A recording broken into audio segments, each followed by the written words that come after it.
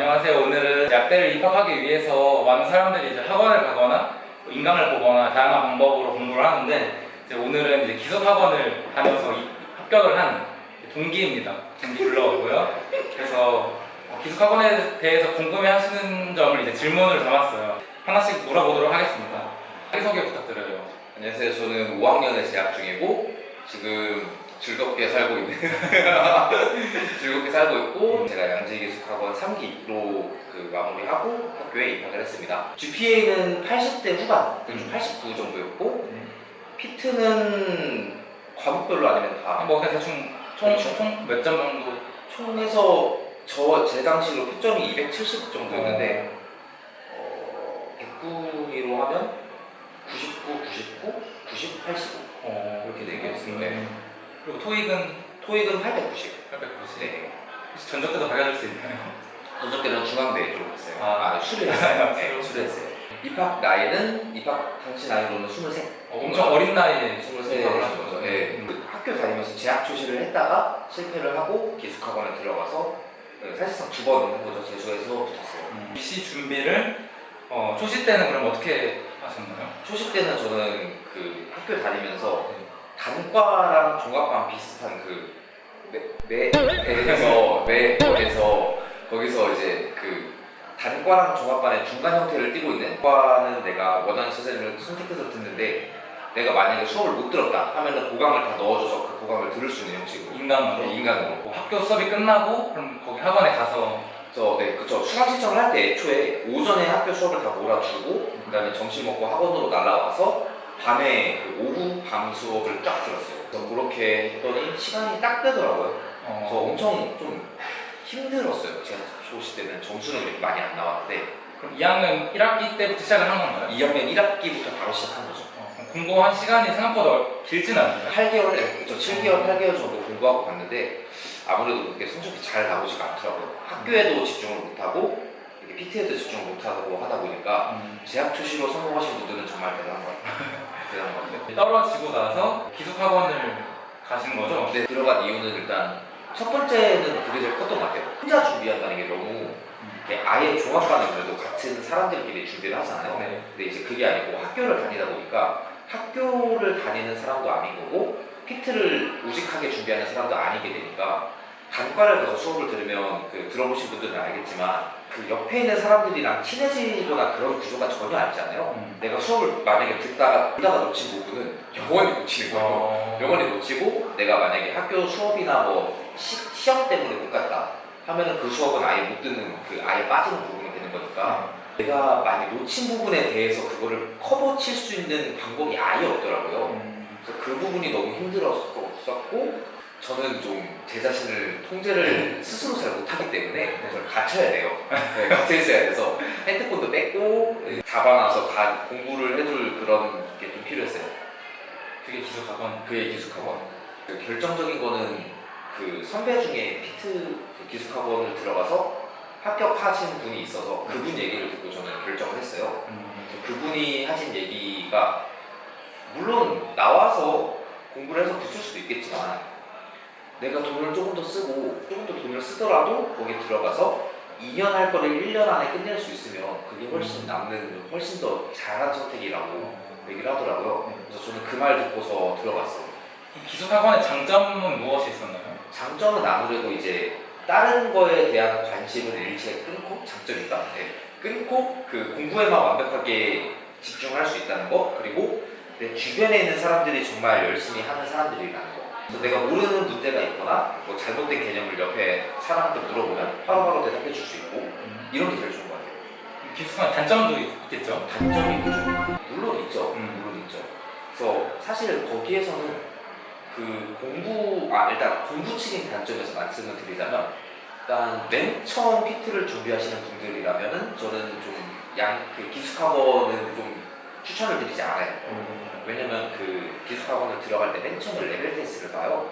그래서 레벨 테스트를 봐서 처음에 내가 실력에 맞게 이제 반이 배치가 되는데 어느 종합반에도 똑같겠지만 낮은 반부터 높은 반까지가 쭉 있다고 하면 정말 잘 가르치는 소위 1타 강사님들은 정말 높은 반에 위주로 들어오시고 낮은 반에 있는 선생님들은 좀 이제 아직 유명하지 않으신 음. 선생님들이 많이 들어오는데 그 선생님들과 그 소위 일타 선생님들의 차이점이 뭐냐면 많은 내용들 중에 내가 중요하게 선택해야 되는 중요하게 그 배워야 되는 개념들이 뭔지에 대한 그런 강요되는 부분이 좀 빠져요. 그리고 내가 배우다가 보면 뭘 중요하게 잡고 가야 되는구나라는 그거를 잘 놓쳐요. 아랫반에 들어가게 되면 그런 거를 자기 자신 혼자가 잡고 가기 힘들기 때문에 초시로 들어오신 분들은 정말 많이 실패를 하시고 기숙학원의 합격률이 높다고 하는 게 대부분은 높은 반에서 기준으로 높게 나오는 거지 절대로 전체를 다 통계를 내서 하는 게 아니에요. 그 높은 합격률에 속으시면 안 됩니다.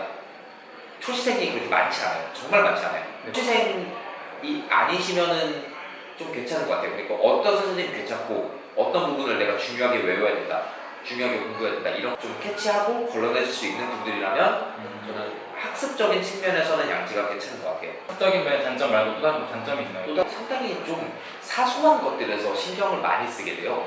다 갇혀있고 맨날 보는 사람들을 또 보다 보니까 그 소위 찌라시라고 하죠. 찌라시라고 하죠. 그 분명 자기 반도 아닌데 자기 반 내에서도 돌고 남자랑 여자랑 아예 대화를 못해요. 물론 조금씩 거의 못하니까 살짝 오해할 만한 상황이 생겼을 때 변명을 못해요. 그냥 얘기를 못하니까 그게 쌓이고 쌓이다 보면 이상한 소문이 나서 이렇게 돌아요. 그래서 그게 만약에 타겟이 내가 되면 상당히 스트레스를 많이 받아서 중간에 나가시는 분들도 많이 봤어요. 그런 거 그리고 이제 거기 선생님들과의 트러블이 좀 있어요. 담임 선생님? 네, 담임 선생님이라고 이제 저희에게 학습적인 측면에 대해서는 일절 도움을 주지 않아요. 그냥 이제 생활 습관이나 이런 걸 좀 담는다시고 있는데 사실 하는 역할은 없죠. 하는 역할은 없는데 정신적으로 좀 의지가 되고 그런 분이라면 참 괜찮지만 그렇지 않은 분들이 대부분이에요. 저 같은 경우는 정말 많이 없어요. 오는 게 훨씬 도움이 됐을 정도로 진짜 계속 신경을 쓰이는 사람이 유일하게 그 사람 하나예요. 그 담임 선생님들 그 부분에 대한 거 같이 있는 사람들 안에서 이렇게 그 제가 아까 말씀드렸던 소문 도는 거 그런 거에 좀 이제 민감하지 않은 분이시라면 괜찮은 것 같아요. 네. 기숙학원의 비용이 대충 어느 정도 되나요? 1년에? 비용이 제가 다닐 때는 전 3기라고 말씀드렸죠. 3기가 월에 240 정도 있어요. 월 240. 240이었는데 제가 작년 얘기로 듣기로는 월 280으로 올랐다고 하더라고요. 침실 개수가 제한돼 있다 보니까 침실이요? 침실 기숙학원이니까 그 침실 개수가 한정돼 있다 보니까 사람을 많이 계속 무한정 받을 수가 없는 구조예요. 들어오려는 사람들 많으니까 가격을 계속 올리는 것 같아요. 그래서 작년에는 280이었는데 올해는 제가 들은 적이 없어서 더 오르면 올랐지 아마 낮추진 않았을 거예요. 합격률은 대충 어느 정도 되나요? 합격률은 그 제가 거기 홈페이지에서 봤을 때는 한 30% 정도 된다고 전체 반을 통계를 냈을 때는 절대 그만큼이 안 나오고요. 상위에 있는 반 기준으로? 상위 반 기준에서 그 정도가 나와요. 상위 반 내에서나 그 정도가 나오는 거지 전체적인 반을 통계를 냈을 때는 다른 중학반이랑 거의 비슷한 것 같아요. 독보적으로 높지는 않아요, 절대. 그럼 보통 이제 하루 일과 스케줄이 어떻게 되나요? 하루 일과 스케줄은 이제 잠을 자고 일어나면 일어날 때가 되면 기상송이 울려요. 7시? 그 정도? 정확하게 시간은 기억 안 나는데 6시 반, 7시 정도였던 것 같아요. 신청곡을 받아요. 유일하게 음악을 들을 수 있는 시간이에요. 따로 MP3나 전자기기 반입이 안 되기 때문에 저희가 신청곡을 적어두면 그거를 이제 그 모니터로 틀어줘요. 아침에 밥 먹고 와서 수업 듣고 점심 먹고 수업 듣고 이제 저녁 때부터는 잠자기 전까지 쭉 자습이에요. 11시까지 쭉 자습이고 그 만약에 수업이 그 시간에 그냥 자습을 한다고 보면 되고요. 살짝 그 고등학교 2학년쯤 스케줄 생각하면 될 것 같아요. 토요일은 쭉 자습이에요. 토요일은 쭉 자습이고 일요일 날은 이제 그 한 3시간 정도가 자유시간이 줘요. 그래서 3시간 동안 종교 활동을 할 사람은 이제 교회나 뭐 성당이나 갔다 와도 되고 그래서 운동을 할 사람들은 운동을 해도 되고 뭐 잠을 자겠다? 잠을 자도 되고 가끔씩 영화를 틀어줘요. 다 같이 모여서 이렇게 뭐 팝콘 같은 거 사가지고 매점에서 그래서 그렇게 시간을 보내는 게 일요일 날 한 타임. 집에 가는 건 보통 한 달에 한 번이에요. 한 달에 한 번, 한 2박 3일? 3박 4일? 제가 단점을 많이 갈 것 같아요. 왜냐면 저는 외부에서 했으면은 요 1년 안에 이 정도 점수를 만들 자신이 없었기 때문에 스트레스도 많이 받고 하지만 제가 선배 얘기를 들었던 것처럼 스트레스를 받고 돈도 좀 많이 쓰긴 하겠지만 그래도 빨리 붙는 게 그만한 메리트가 있는 것 같아요. 마지막으로 뭐 단과라든지 인강, 그리고 종합반, 기숙학원 다양한 방법이 있잖아요. 입학하기 위해서. 그래서 다양한 방법을 고려한 학생들한테 뭐 해주고 싶은 말? 일단 인간은 기본적으로 의지가 좀 강력하셔야 되는 것 같아요. 저도 좀 초시 때 그때 인강을 좀 듣다가 내가 좀 이해가 안 가고 정이 안 가는 과목은 인강을 잘 안 듣게 되더라고요. 인강을 선택하시는 분들은 정말 내가 이거에 대한 의지가 확실하신 분.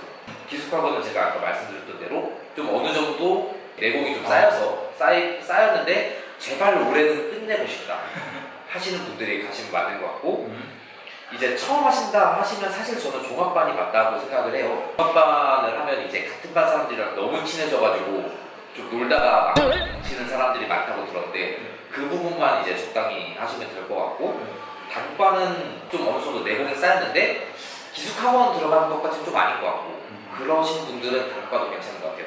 단과도 이제 인강이랑 좀 비슷하게 좀 의지가 좀 필요해요.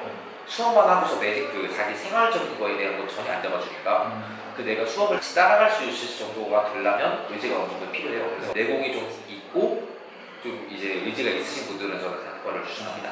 추가적으로 댓글로 하나 질문을 받았었는데 학자금 대출을 받는 방법에 대해서 궁금해하시는 분도 있더라고요. 혹시 학자금 대출은 어떻게 받나요? 학자금 대출은 네, 저는 열심히 받고 있어요. 작년부터 꾸준히 받아오고 있고 네. 아마 졸업과 동시에 빚이요. 네, 좀 많이 쌓일 것 같은데 그 대출 종류가 저희 학생이 받을 수 있는 게 두 종류가 있어요. 네. 둘 다 이제 국가 장학금을 통해서 받는 거고, 첫 번째는 아시다시피 학자금 대출, 학자금을 받는 건데 이제 등록금에 대해서 내가 졸업하고 갚을게 이런 형식인 거죠. 그거 말고 이제 관심이 좀 많이 가시는 부분은 아마 생활비 대출이실 것 같은데, 네. 생활비 대출은 이제 10분위가 아닌 학생들에 대해서 하는 걸로 알고 있어요. 1분위부터 9분위까지 학생들 중에서, 물론 정확하지 않을 수 있어요, 분위는. 한 학기에 150씩, 맥시멈 150씩 받을 수 있고, 학자금 대출과 생활비 대출 둘 다 이자율이 2.2%예요. 그 은행을 가서 대출을 받아도 그 이자율보다는 훨씬 싼 거죠. 저는 생활비 대출과 그 등록금을 둘 다 받고 있는데, 등록금은 제가 받는 이유가 아빠가 옛날부터 좀 얘기했던 게 있기 때문에 그래서 받는 거고, 생활비 대출은 알바도 하면서 용돈도 받고 대출도 받는데 마음마다 여행을 가기 위해서 여행 가기 위해서 받고 있어요. 졸업하고 나서는 어떻게든 갚을 것 같아서 그래서 지금 좀 너무 쪼들리게 사는 것보다는 그래도 좀 여유 있게 살고 나중에 좀 갚으면 되지 않을까라는 생각에서 받고 있습니다. 학교 들어오시면 돼요, 여러분. 방이 되어 있겠지만 와주시면 충분히 밥 사드릴 수 있어요. 그럼요. 감사합니다. 바쁜 시간 내주셔서 감사합니다. 이것으로 인터뷰를 마무리하도록 하겠습니다. 감사합니다. 감사합니다.